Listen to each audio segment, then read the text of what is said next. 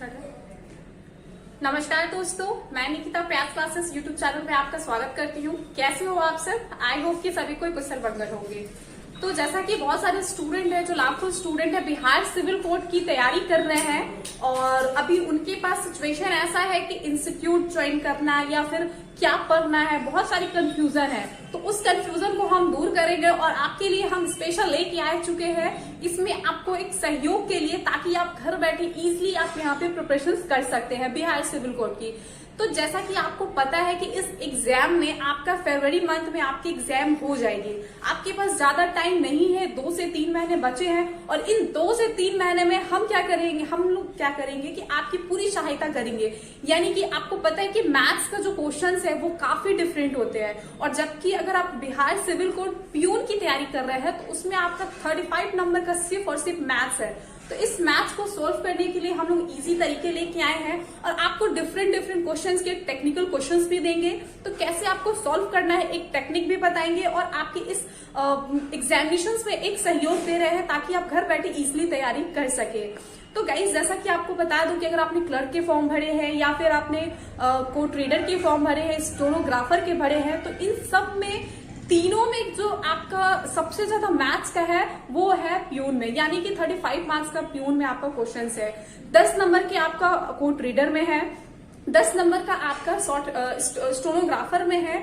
तो आपको हम बताएंगे कि इसको कैसे आप कर सकते हैं। अगर आपने फॉर्म फिल किया है तो आप इसको इजीली अच्छे से प्रिपरेशन करिए, क्योंकि आपके पास टाइम नहीं है और पर डे हम आपके लिए अलग अलग टॉपिक से क्वेश्चंस लाएंगे, अलग अलग टाइप के क्वेश्चन लाएंगे, टेक्निकल क्वेश्चंस लाएंगे, ताकि आप इजीली एग्जाम में बैठ के इसको कर सकते हैं। अगर आप अदर एग्जाम के लिए भी तैयारी करना है तो इस तरह का क्वेश्चंस आपको फेस करते ही है, तो ये आप लोगों के लिए एक अच्छा रहेगा। तो आज के इस टॉपिक में हम बात करेंगे कि एवरेज के क्वेश्चंस बात करेंगे। अगर एवरेज में बहुत सारे डिफरेंट क्वेश्चंस आते हैं, और अगर बिहार सिविल कोड की मैं बात करूं तो इसमें 4-5 क्वेश्चन जो है वो आपके एवरेज से आते हैं।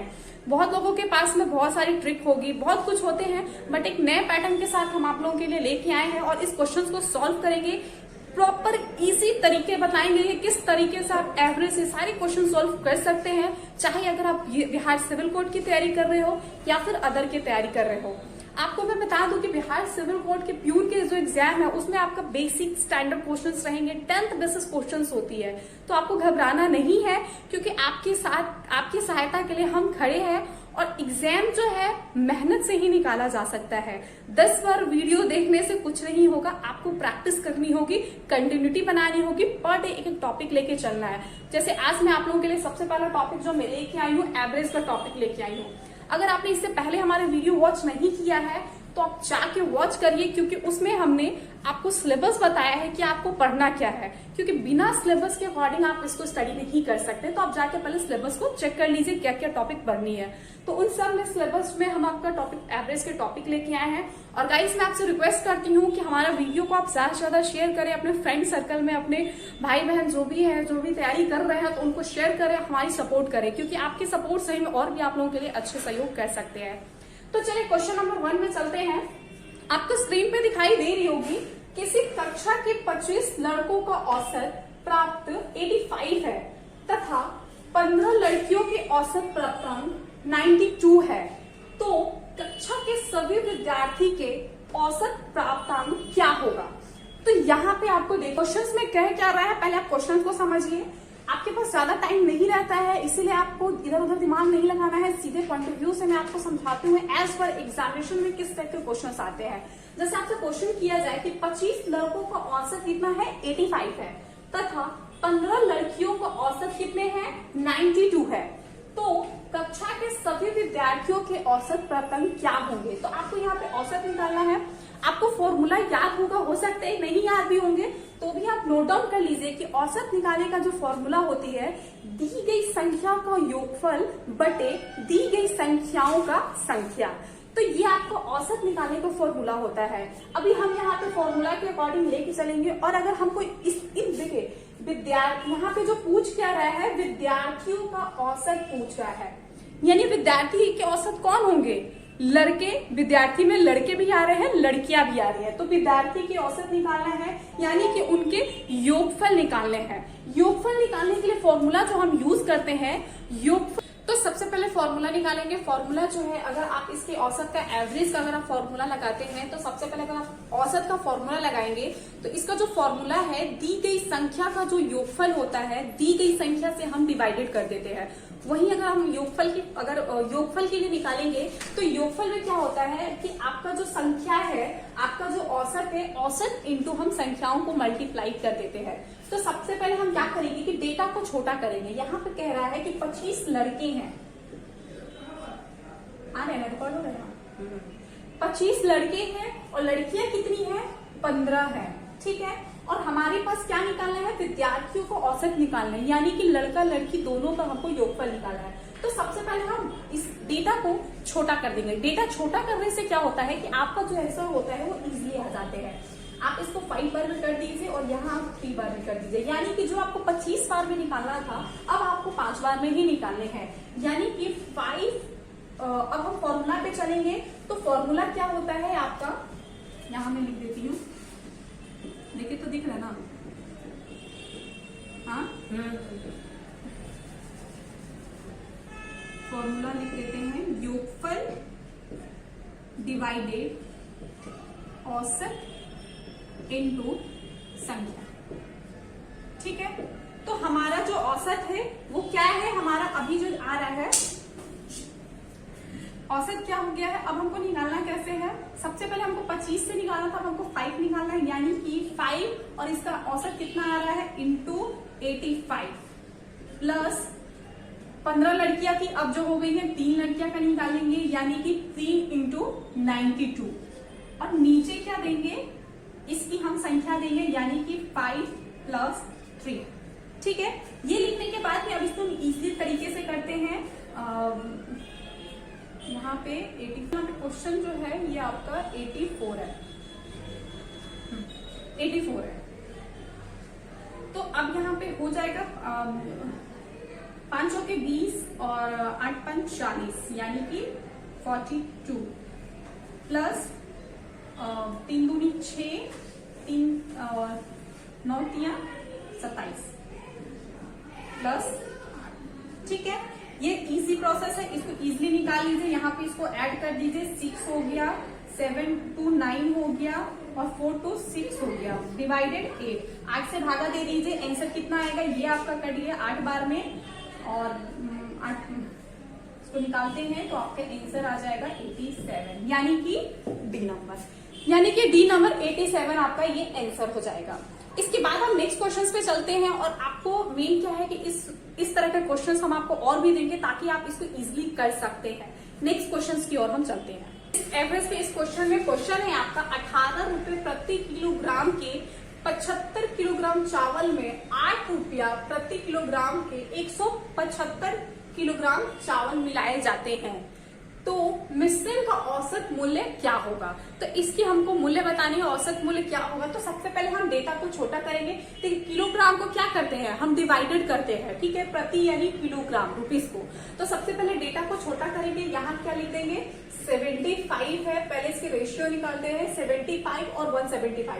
देखिए ये डेटा का छोटा करने का क्या है कि अगर आप आगे जो कैलकुलेशन करते हैं वो आपका शॉर्ट हो जाएगा। तो सबसे पहले हम इसको छोटा कर लेंगे, कितने से कटेगा, ये आपका कट गया 3 और कट गया 3 बार में और 175 कट गया ये 7 बार में, यानी कि जो हमको कैलकुलेशन 175 से करना था अब हमको 7 से ही करना है, 3 से ही करना है। तो ये प्रोसेस आपका इजी हो गया और आपको इसकी फॉर्मूला पता है कि अगर हम एवरेज का औसत का फॉर्मूला क्या होती है, दी गई संख्याओं का योगफल दी गई संख्याओं का संख्या, ये आपका फॉर्मूलाज आते हैं। तो हम इस फॉर्मूला के अकॉर्डिंग इसको निकालेंगे। तो सबसे पहले हम देखेंगे कि 18 रुपया है, यानी कि 18 इंटू 3 प्लस कितने चावल मिला रहे हैं, 8 रुपये, यानी कि 8 इंटू 7 और नीचे में कितना संख्या हो जा रहा है, 3 प्लस 7, ठीक है। तो इन दोनों को फटाक से गुना करिए, आंसर बताइए, आपका हो गया। तो सीधा सीधी हम इसको कैलकुलेट कर लेते हैं, 18 3 आपका यहाँ पे निकाल लीजिए, आंसर हो गया यहाँ 54 हो गया, 7 8 56, ठीक है, प्लस 7 3 10 हो गया, यानी कि यहाँ पे अगर इसको ऐड करते हैं 6 4 10 का 0, 5 5 10 11 बाई 10। अब डिवाइडेड कर दीजिए, यानी कि आपका जो आंसर आ जाएगा 11 रुपया। सीधा आंसर। इजीएस्ट टेक्निक है, इस फॉर्मूला को आप यूज करिए, अच्छे से क्वेश्चन उसको सॉल्व कर सकते हैं। ठीक है, नेक्स्ट क्वेश्चन में हम चलते हैं। उससे पहले मैं बताऊंगी कि अगर आपने हमारा चैनल सब्सक्राइब नहीं किया है तो सब्सक्राइब जरूर कर ले। इस क्वेश्चन पे चलते हैं। आपका जो क्वेश्चन है 259, 171, 685, 473 तथा 177 का औसत क्या होगा। तो क्वेश्चन में है कि 177 का औसत क्या होगा। तो फॉर्मूला के अकॉर्डिंग, फॉर्मूला क्या आप लोग यूज करते हैं एवरेज निकालने के लिए। अगर औसत निकालना है तो उसको जो फॉर्मूला हम यूज करते हैं, इसकी औसत की जो योगफल होती है बटा औसत की जो संख्या होती है उसको हम लोग डिवाइडेड कर देते हैं। तो सबसे पहले इजी प्रोसेस है कि सबसे पहले हम इन सबको ऐड कर देंगे। और इस तरह का क्वेश्चन बेसिकली अगर एवरेज से क्वेश्चन देखेंगे एग्जाम में 4 से 5 क्वेश्चन इसमें आपको देखने को मिलेगा। अलग अलग टाइप के क्वेश्चन आएंगे और हम आपको अलग अलग टाइप के क्वेश्चन सीरीज भी करवाएंगे। तो आप वीडियो से बने रहे और वीडियो को स्किप मत करें, बिकॉज स्किप करने से आप इंपॉर्टेंट चीज इसको छोड़ देते हैं। तो सबसे पहले हम क्या करेंगे कि इन सबको यहीं से ऐड कर देंगे। 473, 685, 171, 259 और 177, इन सब को अगर हम ऐड करते हैं यहीं पे ऐड करिए। 7 3 10, 10 5 15, 1750 हो जाएगा। इन सबको आप ऐड कर दीजिए। प्लस आपका संख्या कितना है, संख्या है 1 2 3 4 5, यानी कि 5 है। तो 5 से इसको डिवाइडेड कर दीजिए, यानी कि कितना आ जा रहा है। पहले आप इसको 3 बार में करिए, 15, फिर 2 बचा 25 हो गया, यानी कि 5 बार में प्लस आपका 0, यानी कि 350 इसका आंसर हुआ। Answer number A. Next question आप फटाफट इसको कमेंट में बताइए। अगर आपने वीडियो वॉच कर रहे हैं तो नेक्स्ट क्वेश्चन का बताइए। नेक्स्ट जो क्वेश्चन आते हैं एपी के समांतर श्रेणी के जो क्वेश्चंस होते हैं, ये बिल्कुल एग्जाम में आते हैं। 1-2 क्वेश्चन जो आती है इस तरह के क्वेश्चंस आते हैं। देखिए सबसे पहले समझ लीजिए कि समांतर श्रेणी होते कैसे हैं। बहुत बार आप क्वेश्चंस देखते हैं 1 2 3 4 5 दिस 50, इस तरह क्वेश्चंस में डिफरेंसेस क्या होता है कि जब भी हम देखेंगे तो इसमें सेम समांतर ही डिफरेंसेस होता है। यानी कि 1 में 2 कितना डिफरेंसेस है, 2 में 3 के कितना डिफरेंसेस है, इसको हम लोग समांतर श्रेणी के क्वेश्चंस बोलते हैं, यानी कि एपी के क्वेश्चंस बोलते हैं। जब इस तरह के क्वेश्चंस आएंगे तो आप इस तरह के क्वेश्चंस और भी हम आपको देंगे तो आप इजिली इसको कर सकते हैं।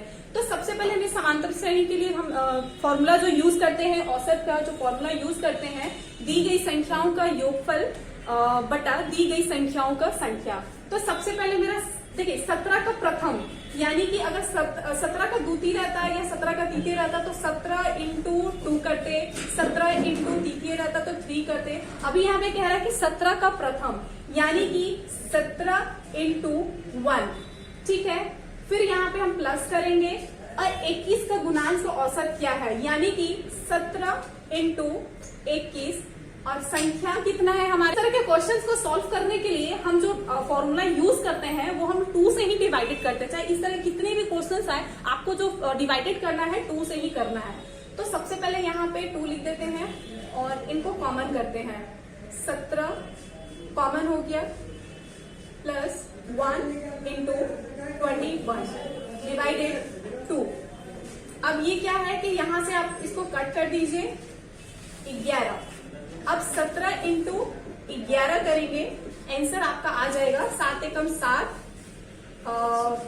या आपका 17 का इंटू 11 से करते हैं तो आपका जो आंसर आएगा 187, यानी कि 187 आंसर आएगा। और आप नेक्स्ट क्वेश्चन मुझे आप कमेंट सेक्शन में बताइए कि इसका आंसर क्या होगा। 18 के प्रथम 40 गुणांश का औसत क्या होगा। ऑप्शंस आपके सामने है, इसका आंसर जरूर हमें कमेंट सेक्शन में बताइए। मैं नेक्स्ट टाइम जो क्वेश्चंस लेके आ रही हूँ आप लोगों के लिए टेक्निकल क्वेश्चंस लेके आ रही हूँ। तो एग्जाम में जो आप बैठेंगे किस तरह से क्वेश्चंस आएंगे उस तरह के मैं क्वेश्चंस लेके आ रही हूँ। सारे फिलहाल मैं आज एवरेज के क्वेश्चन सॉल्व की हूँ। नेक्स्ट क्वेश्चंस पे जो मैं लेके आऊंगी आपके परसेंटेज से क्वेश्चंस होंगे, प्रॉफिट एंड लॉस से क्वेश्चंस होंगे, जितने सारे आपके एग्जामिनेशंस में क्वेश्चंस आते हैं टेक्निकल क्वेश्चंस, उस तरह के मैं क्वेश्चंस लाऊंगी। तो गाइस प्लीज वीडियो को ज्यादा से ज्यादा शेयर करें और अगर चैनल पे न्यू है तो सब्सक्राइब करना बिल्कुल भी ना भूलें। और किसी भी प्रकार के डाउट्स आते हैं कमेंट सेक्शन में पूछ सकते हैं। अब मैं आप लोगों से अलविदा लेती हूँ और चलती हूँ, फिर नेक्स्ट मिलती हूँ फिर नेक्स्ट वीडियो में। थैंक